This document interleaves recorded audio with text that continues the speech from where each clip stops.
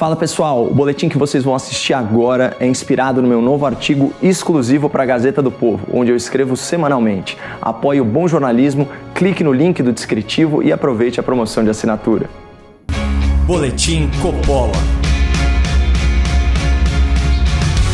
Sejam muito bem-vindos ao Boletim Coppola sobre a censura promovida pelo ministro Alexandre de Moraes no caso Telegram e sobre o papel vergonhoso do jornalismo brasileiro em mais esse ataque à liberdade de expressão.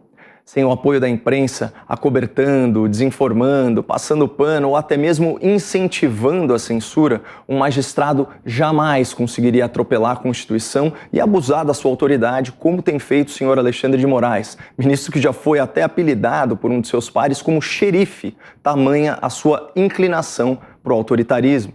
Semana passada, os inimigos da liberdade de expressão se calaram sobre o aniversário de 3 anos do bastardo inquérito das fake news, um procedimento persecutório inconstitucional que, de acordo com o Ministério Público, extrapola a competência do STF e viola regras elementares do devido processo legal. Desde a sua instauração, o doutor Alexandre de Moraes, que reúne em si mesmo as figuras de vítima, investigador, acusador e juiz, já determinou uma série de medidas despóticas, como a exclusão de perfis críticos aos ministros do Supremo nas redes sociais, a censura a matérias da imprensa que implicavam o ex-presidente do tribunal e a prisão de políticos e jornalistas por supostos crimes de opinião, uma arbitrariedade sem precedentes no país desde a redemocratização. Foi no âmbito desse inquérito ilegítimo que, na última sexta-feira, 18 de março, o xerife do STF decidiu individualmente bloquear o Telegram, um aplicativo de mensagens instalado em mais de 60% dos smartphones do país e utilizado por dezenas de milhões de brasileiros. O objetivo principal do ministro, ao suspender as atividades da empresa em território nacional, era obrigar o Telegram a deletar uma postagem antiga do presidente da República e excluir o perfil de um jornalista crítico ao STF investigado no inquérito ilegal das fake news. A decisão de Alexandre de Moraes carece de fundamentação e principalmente de proporcionalidade. O Telegram é a plataforma de comunicação que mais cresce no Brasil, inclusive para serviços de utilidade pública, que vão desde a mobilização da defesa civil até a cobertura de guerras pela imprensa especializada. E todo esse fluxo de informação foi interrompido por determinação de apenas um juiz, uma autoridade, uma pessoa. Ao decidir pela suspensão do aplicativo, sem considerar o impacto social dessa medida, o ministro Alexandre de Moraes, mimado pelo poder da sua própria toga, se comportou de forma inconsequente e radical, mas também arbitrária. Isso porque a sua decisão não tem sustentação jurídica e é conflitante com o entendimento de todos os ministros do STF que já se manifestaram sobre a matéria. Na ação direta de inconstitucionalidade ADI número 5527 e na ação por descumprimento de preceito fundamental ADPF número 403, os ministros Lewandowski, Fachin e Rosa Weber declararam expressamente a inconstitucionalidade do bloqueio de aplicativos de mensagem por motivos que não estejam relacionados à proteção de dados dos usuários, o que não é o caso do Telegram.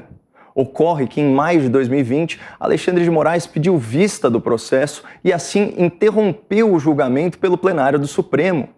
E aí fica a pergunta, será que o ministro xerife agiu de má fé e fez tudo isso de caso pensado?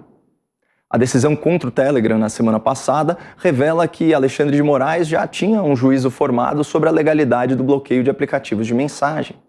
Por que, então, ele se furtou ao dever de consignar o seu voto formalizando essa posição? Pessoal, a gente está diante de uma hipótese gravíssima. Ao perceber que o plenário do STF estava decidindo a favor da liberdade de expressão, Alexandre de Moraes teria travado o julgamento para não perder o direito de violar o direito nos seus próprios inquéritos. Se foi de propósito ou se foi sem querer querendo, o fato é que deu resultado. Após alguns dias, o Telegram cumpriu as determinações de Alexandre de Moraes e a ordem draconiana de bloqueio foi revogada. Era de se imaginar que, nesse meio tempo, a imprensa brasileira se insurgiria contra a censura imposta pelos caprichos de um ministro do Supremo, certo? Muito pelo contrário. O jornalismo anda tão politizado que lutar contra o bolsonarismo se tornou mais importante do que lutar a favor da legalidade e dos direitos humanos. E é sobre isso que nós vamos falar no próximo bloco, usando o exemplo do jornal O Estado de São Paulo. Boletim Coppola.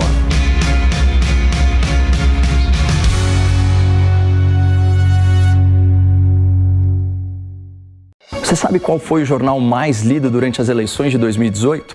A Gazeta do Povo, um jornal 100% digital dedicado a construir um país mais livre, mais próspero e mais seguro. Por isso, eu aceitei o convite para participar do time da Gazeta junto com outros colegas aqui da Jovem Pan, como o Alexandre Garcia, a Cristina Grêmio, o Rodrigo Constantino e o Guilherme Fiuza. Para ter acesso ilimitado a esse conteúdo, acesse gazetadopovo.com.br/Caio ou clique no link aqui no descritivo desse vídeo. E vamos fazer da Gazeta do Povo o jornal mais lido também nas eleições de 2022. Boletim Coppola. Sejam bem-vindos de volta a esse Boletim Coppola sobre os últimos excessos do ministro Alexandre de Moraes e sobre a conivência da imprensa brasileira com os avanços do xerife do STF sobre a liberdade de expressão. Vamos pegar o exemplo do Sindicato da Desinformação, o tal consórcio de imprensa formado pelos jornais O Estado de São Paulo, Folha de São Paulo e O Globo, além dos portais UOL e G1. Nas principais matérias publicadas por esses veículos sobre o bloqueio do Telegram, a palavra censura não é sequer mencionada. O Estadão, cada vez mais estadinho, publicou um editorial lamentável intitulado "Telegram não está acima da lei. A suspensão do Telegram não é inédita, tampouco representa ativismo judicial. É estrito cumprimento da lei brasileira a qual todos estão sujeitos." Que mentira deslavada. E aqueles 3 ministros do STF que consideram o bloqueio de aplicativos de mensagem inconstitucional? E nem precisa ir tão longe. E os especialistas que vocês mesmos entrevistam? O advogado consultado pelo jornal no dia do bloqueio foi categórico, aspas, a decisão é frágil juridicamente porque ela se apoia no Marco Civil da Internet, que não foi uma lei pensada com o objetivo de bloquear contas ou como forma de investigação e sanção. O Marco Civil foi criado pensando em defender direitos na internet e o artigo 12, que foi usado para suspender as atividades do Telegram, trata de sanção em relação ao tratamento de dados pessoais. O ministro Alexandre de Moraes está interpretando o artigo como uma forma de bloqueio geral aos serviços da plataforma. Não é o entendimento dos juristas sobre o que essa lei diz, mas como ministro da Suprema Corte, ele consegue forçar essa interpretação. Em outras palavras, como integrante do STF, ele consegue dobrar a lei à sua própria vontade.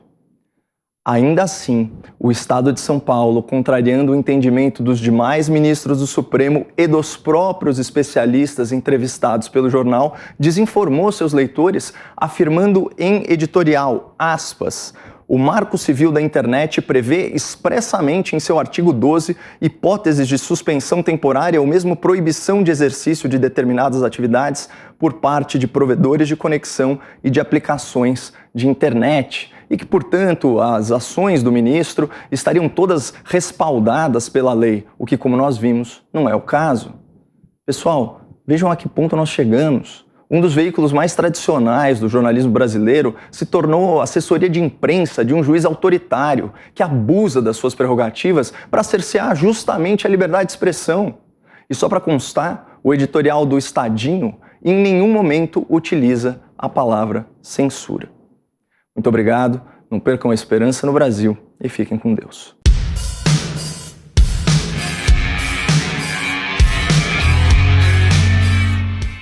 Realização Jovem Pan News.